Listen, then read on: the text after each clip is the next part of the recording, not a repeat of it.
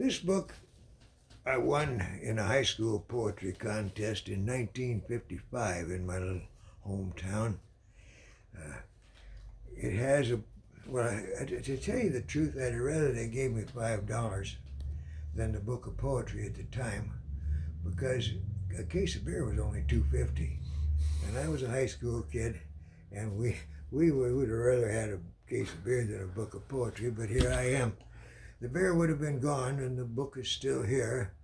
And in this book is a poem titled Abulbul Amir. Now, for those of you who aren't nearly as old as I am, the story of Abulbul Amir concerns Abdul, who was one of the sons of the Prophet, a Persian soldier, and Ivan Petrovsky Skavar, a Russian soldier. So they had some differences, as you will find out in the poem. But the first time I ever heard Abulbul Amir was on, did I tell you about this old scratchy record player yet?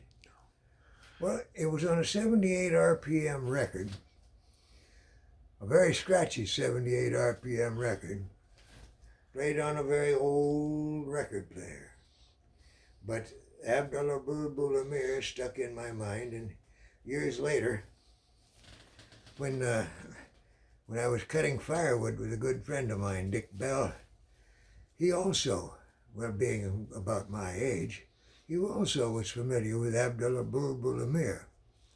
And we ended up singing Abulbul Amir out there waving a chainsaw around in the woods. And so, for today's amusement, I'm going to recite as much of it as I can from memory, most of it. But I will have to refer to the printed page for a couple of verses, and I hope you'll forgive me for that. I'm sure you will. You're a generous person. Anyway, here we go with Abulbul Amir. Now the sons of the Prophet are brave men and bold, and quite unaccustomed to fear. But the bravest of all was a man, so I'm told, named Abulbul Amir. He could imitate Irving, tell fortunes by cards, and strum on the Spanish guitar.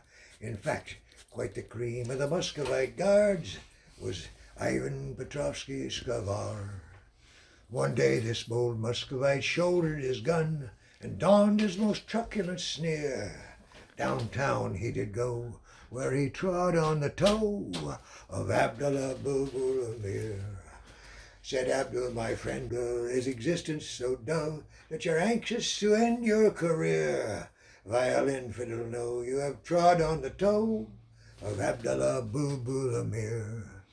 So take your last look at the sea, sky, and brook. Make your final report to the Tsar.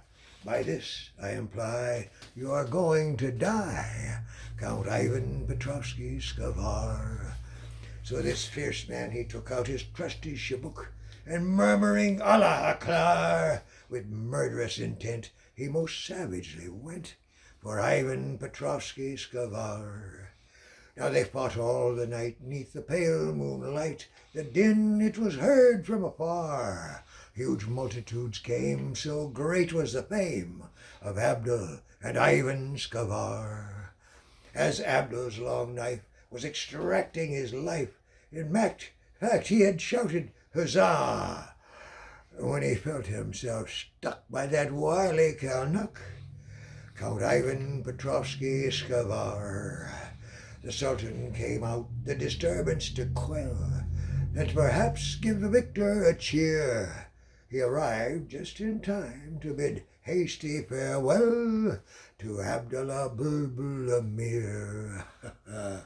Now here we go. A loud-sounding splash from the Danube was heard, resounding o'er meadows afar. It came from a sack, fitting close to the back of Ivan Petrovsky Skavar. A Muscovite maiden her vigil doth keep by the light of the pale northern star, and the name she repeats every night in her sleep is Ivan Petrovsky Skavar. There lieth a stone where the Danube doth roll, and on it, in characters queer, our stranger, when passing by, pray for the soul of Abdullah Bulbul Amir. And that's Abdullah Bulbul Amir as good as I can do it.